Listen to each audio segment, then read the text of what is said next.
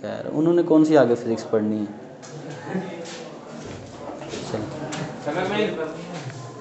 अभी स्टार्ट ही करने लगे। बिस्मिल्लाहिर्रहमानिर्रहीम। आ जाएं। अस्सलाम वालेकुम स्टूडेंट्स, क्या हाल चाल है जी। चलें आगे, प्रॉब्लम नंबर 4, 5 और 8 करनी है, बीच वाली 2 छोड़ दें आप। प्रॉब्लम नंबर 4 है जी, डाटा उसका लिखने लगे। चलें अब सब लोग इधर ध्यान दे के बात सुनेंगे ज़रा। डाटा ये कह रहा है कि हमारे पास एक मैस है, 4 kg मैस है। कितना मैस है? 4 kg। और उसे आप एक हाइट से ड्रॉप कर रहे हैं। कितनी हाइट से? 0.80 मीटर की हाइट से एक स्प्रिंग के ऊपर गिरा रहे हैं। उस स्प्रिंग का कांस्टेंट कितना है? 1960 न्यूटन पर मीटर। उस स्प्रिंग में जब जैसे ही उसके ऊपर वो डब्बा गिरेगा, उसके ऊपर फोर्स लगेगी। ज़ाहिर है फोर्स लगने से स्प्रिंग खुलता है कि नहीं? कंप्रेस होता है या खुलता है। बहरहाल उसमें जितनी भी डिस्प्लेसमेंट आएगी, मैक्सिमम डिस्प्लेसमेंट जितना भी वो खुलेगा उस फोर्स के बाइस, क्योंकि आपने पढ़ा है कि हुक्स लॉ के मुताबिक जब एफ लगती है तो क्या प्रोड्यूस होती है? डिस्प्लेसमेंट, है कि नहीं? स्ट्रेस से स्ट्रेन आती है, तो वो डिस्प्लेसमेंट आपने कैलकुलेट करनी है बच्चों। अब ज़रा इसमें देखते हैं हमारे पास नेक्स्ट क्या है। तो कल बच्चे हम बात कर रहे थे कि क्योंकि हाइट से गिराया गया, तो आप अपने माइंड में ला सकते हैं कि जब हाइट पे कोई चीज़ पड़ी हो तो उसके पास पोटेंशियल एनर्जी होती है। क्या होती है? तो यहाँ से आप अपने माइंड में रिकॉल कर सकते हैं कि पॉसिबल है कि यहाँ पोटेंशियल एनर्जी वाला फार्मूला भी अप्लाई हो सकता है। तो पोटेंशियल एनर्जी अब मैक्सिमम पोजीशन पे मीन से लेके एक्सट्रीम तक, जो बेटा आपकी पोटेंशियल एनर्जी होती है मीन पोजीशन से एक्सट्रीम तक, वो मैक्सिमम होती है। कितनी होती है? मैक्सिमम। तो मैक्सिमम पोटेंशियल एनर्जी निकालने का फार्मूला ये होता है 1/2 kx0 का स्क्वायर।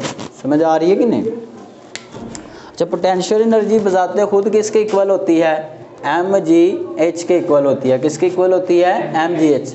ये 2 इधर डिवाइड हो रहा है, उधर जा क्या हो जाएगा? मल्टीप्लाई हो जाएगा। बेटा ध्यान इधर रखा करें। अच्छा, ये k इधर मल्टीप्लाई हो रहा है, उधर जा क्या हो जाएगा? डिवाइड। पीछे बच क्या जाएगा? x0 का स्क्वायर।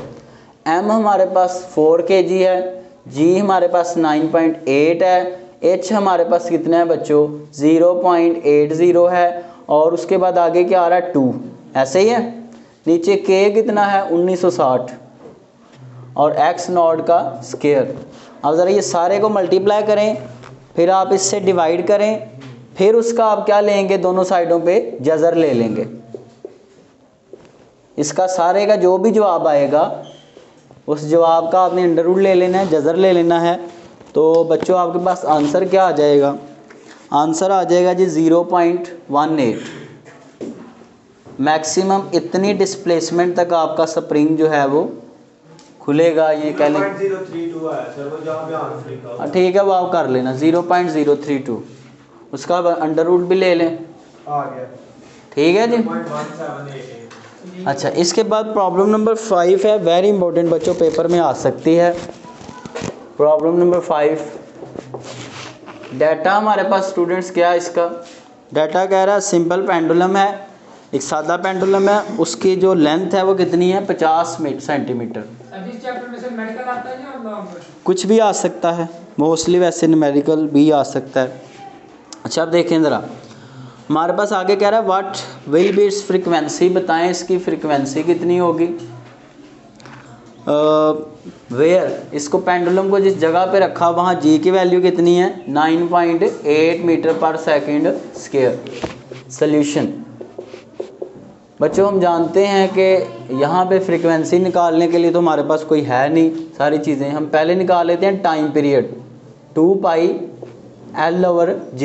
टी निकालेंगे, उसका रेसिप्रोकल क्या होगा? फ्रीक्वेंसी होगी, है कि नहीं? उसका उलट कर लेंगे फ्रीक्वेंसी। आज 2 × 3.14, L हमारे पास कितना है जी? इसको मीटर में कर लेना आपने, 0.5 मीटर।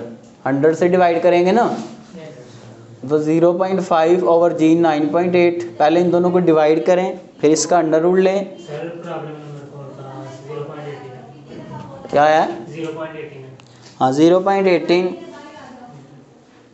ठीक है जी। अब ज़रा देखें जी, ये सारे को हल करके बताएंगे आप। टाइम पीरियड क्या आ रहा है, टाइम पीरियड बताएं जी। 1/7 क्या आ रहा है।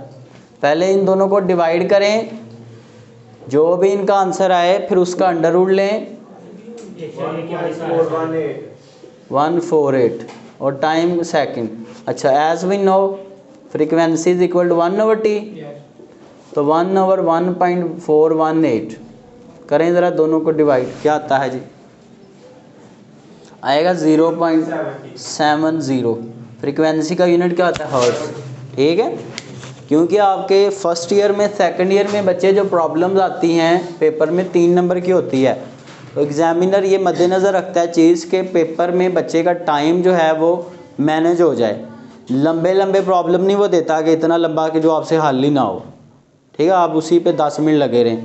ये छोटे छोटे इस तरह के प्रॉब्लम्स आते हैं जो कि आपके 2-3 मिनट में सॉल्व हो जाएं, ठीक है।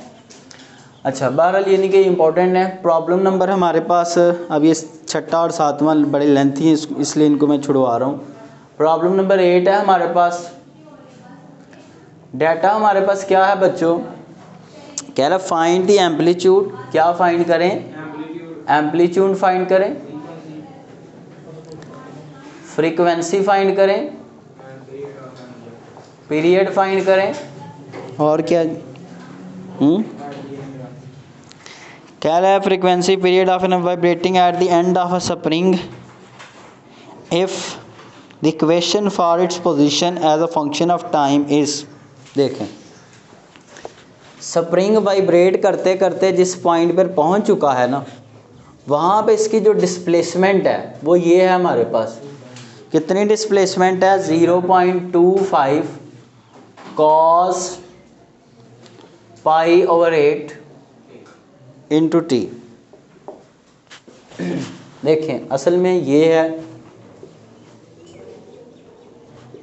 ये मीन होती है ना, ऐसे ही है बच्चे। ये बात सुन लें, फेज़ वाले में मैंने समझाया था, ये होती है एक्सट्रीम।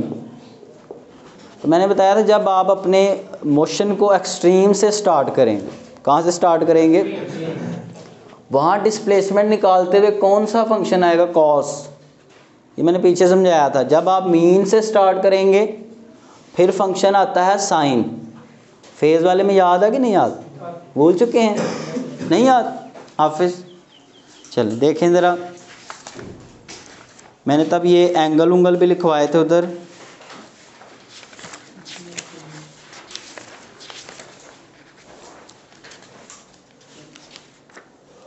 ये है जी पेज नंबर 148 के ऊपर, ये देखें, यहाँ मैंने बताया था ये डिस्प्लेसमेंट निकालता है फार्मूला मेन पोजीशन पर।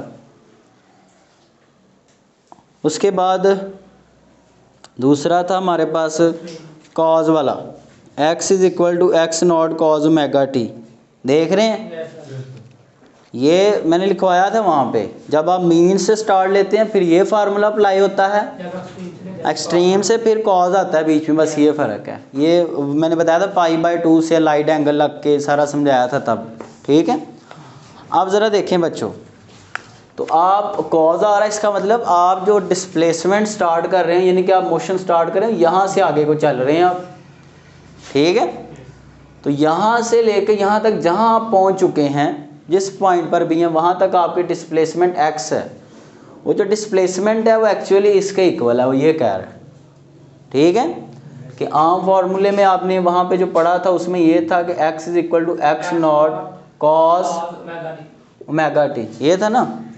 आगे प्लस वो कोई एंगल उंगल भी था, चलें बार उसको छोड़ें। अब ज़रा, तो ये वहाँ पे आपने पढ़ा था, तो यही चीज़ इधर दी हुई है, समझ आ रही है।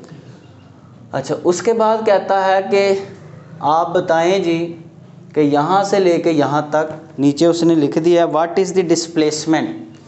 यहाँ से यहाँ तक जब आप पहुँच चुके हैं तो ये x जो है, ये जो आप x कह रहे हैं कि यहाँ तक, यहाँ से यहाँ तक जो आपकी डिस्प्लेसमेंट है वो ये बन रही है, वो x कितना बन रहा है नंबर्स में बताएं। ये सारी चीज़ें कैलकुलेट कर के आप हमें जवाब बताएं, ठीक है, कि यहाँ से लेके यहाँ तक डिस्प्लेसमेंट कितना बन रहा है। तो एक्चुअली आपने डिस्प्लेसमेंट भी कैलकुलेट करनी है, एक मैक्सिमम डिस्प्लेसमेंट करनी है एम्पलीट्यूड जिसे कहते हैं, क्या कहते हैं, एम्पलीट्यूड। और ये समझ लें इंस्टेंटेनियस है, ठीक है, कि जब आप यहाँ पहुँचे हैं तो यहाँ कितनी हो चुकी है। अब नेक्स्ट दूसरा कह रहा है कि जब यहाँ से लेके आप यहाँ पहुँचे हैं तो कितने सेकंड्स हो चुके हैं आपको, 2 सेकंड्स। कितने सेकंड हो चुके हैं, what is the displacement of the object after 2 seconds, कि यहाँ से स्टार्ट हुए यहाँ तक पहुँचते आपको टाइम कितना लग चुका है बच्चों, 2 सेकंड्स लग चुके हैं। बात समझ आई है कुछ।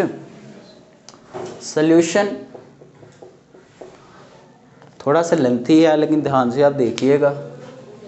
अच्छा, सबसे पहली बात तो ये कि इसमें ये जो है ना इसको 1 कह लें आप। पुट वैल्यू ऑफ टी इन 1 में टी की वैल्यू पुट करें और वहाँ से पहले तो एक्स तो निकाल लेना, ठीक। बेटा ये एक्स की जो वैल्यू है इसमें अननोन टर्म्स आ रही है ना, इसको सॉल्व करके हम निकालेंगे। अच्छा, अब ज़रा इसके बाद देखें, जैसे आप कहते थे ना एक्स इक्वल होता था ए प्लस बी कुछ इस तरह, तो अब हल करके चीज़ें क्वाड्रेटिक इक्वेशन में निकालते हैं एक्स की वैल्यूज़, है कि नहीं, ये भी वही चीज़ है। अब ज़रा देखें, यानी कि उसी के साथ कंपैरिजन कर लें आप। अब हमारे पास ये एक्स को ज़रा आप सॉल्व करते हैं, 0.25 cos π/8। अच्छा, पाई को होता है हमारे पास बच्चों 3/14 भी होता है। जब आप किसी फंक्शन के आगे लगाएं तो वो पाई एक्चुअली एंगल को शो कर रहा होता है। पाई 180 होता है, कितना होता है, 180। चलो जी, 180 डिवाइडेड बाय 8 मल्टीप्लाई टी कितना है हमारे पास, 2। तो ये 2 4 से कट गया, तो अब 4 फिर कट रहा है इससे, कितना बच गया, 45 आ जाएगा। कितना आ जाएगा, 45। 0.25 cos 45 करें ज़रा इसको कैलकुलेटर के ऊपर, क्या आता है, 17 के आगे राउंड ऑफ करके वो 18 बनेगा, ठीक है। इतनी डिस्प्लेसमेंट आपका जो है वो बॉडी कवर कर चुकी है, ठीक है जी। इसके बाद आगे है हमारे पास स्टूडेंट्स, और हमने एक्स नॉट कैलकुलेट करना है। अच्छा, अब मैं ज़रा लिखने लगा हूँ जनरल इक्वेशन, कि जब आप यहाँ से स्टार्ट करते हैं तो जनरल इक्वेशन ये होती है ना, ठीक है।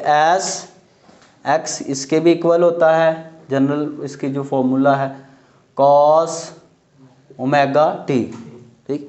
कुछ की बुक्स के ऊपर उसने ना ये एक्स नॉट साइन वाला भी यूज़ किया हुआ है। मैंने बताया था साइन वाला हम तब यूज़ करते हैं जब हम यहाँ से स्टार्ट करें, ठीक है। तो हम एक्सट्रीम से स्टार्ट कर रहे हैं तो यहाँ के लिए फिर हम ये वाला यूज़ करेंगे, ठीक। अच्छा, अब ज़रा देखें बच्चों, इसको इक्वेशन नंबर 2 कह लें। 1 और 2 ये भी डिस्प्लेसमेंट है, ये उस पार्टिकल की, और ये जनरल फॉर्म में डिस्प्लेसमेंट है। तो हम दोनों को आपस में क्या कर लेते हैं, कंपेयर कर लेते हैं बाय कंपेयरिंग 1 एंड 2। तो 1 एंड 2 को कंपेयर करें, या ये समझ लें कि एक्स की वैल्यू उठा के उधर पुट कर लें, ठीक। तो पुट करें एक्स की जगह पे x not cos omega T बराबर किसके है, 0.25 cos π/8 टी, ठीक है जी। अच्छा, आप जैसे 9th में करते थे ना इस तरह यार के ए अयोटा प्लस बी इक्वल है 4 अयोटा प्लस 6 के, कंपैरिजन अयोटे वाले अयोटे के बराबर रख लेते थे लेफ्ट साइड वाले, और बगैर वाले बगैर के। आप कहते थे यार कि ए बराबर है जी 4 के और बी बराबर है किसके, 6 के। कंपैरिजन करते थे ना लेफ्ट वाली का राइट के साथ। इस तरह इन दोनों का भी कंपैरिजन मैंने ये जो लिखा है वही अभी हम करने लगे हैं। तो देखें, जब हम कंपैरिजन करेंगे तो इसमें एक्स नॉट की जगह इधर क्या आ रहा है, 0.25 क्या आ रहा है, तो एक्स नॉट किसके बराबर आ गया, 0.25 के। ये बात समझ आई है, एक ये आंसर है।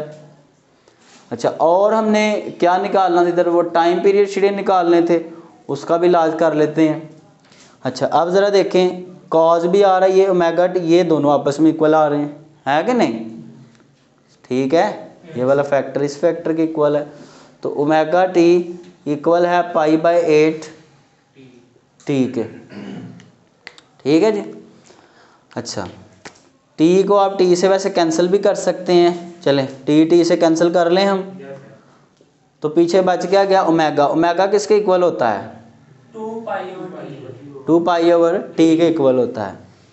तो ये हो गया जी 2 pi over T, pi over 8, पाई से यहाँ कैंसिल हो जाएगा ना, ठीक। सेम टर्म्स कैंसिल आउट हो सकती हैं अगर दोनों मल्टीप्लाई हो रही हों, एक जैसी हों, ठीक है। अच्छा जी, ये 2 इधर मल्टीप्लाई हो रहा है, उधर आ क्या हो जाएगा डिवाइड, इधर बच जाएगा 1 ओवर टी, इधर पड़ा 1 ओवर 8 पड़ा ना, तो 8 के साथ वो 2 आके मल्टीप्लाई होना है, यानी कि वो बटे के नीचे आना है ना, तो 1/16, ठीक है जी, 1/16। अब ज़रा देखें जी 1 ओवर टी भी निकालना था हमें, तो टी का भी इलाज कर लें, दोनों को उल्टा लें। T is equal to 16 seconds, ठीक। फ्रीक्वेंसी टी के उलट होती है, frequency is equal to 1 over T, 1 over 16, और फ्रीक्वेंसी का यूनिट क्या होता है बच्चों? हर्ट्स। तो इन्ना लिल्लाहि व इन्ना इलैहि राजिऊन।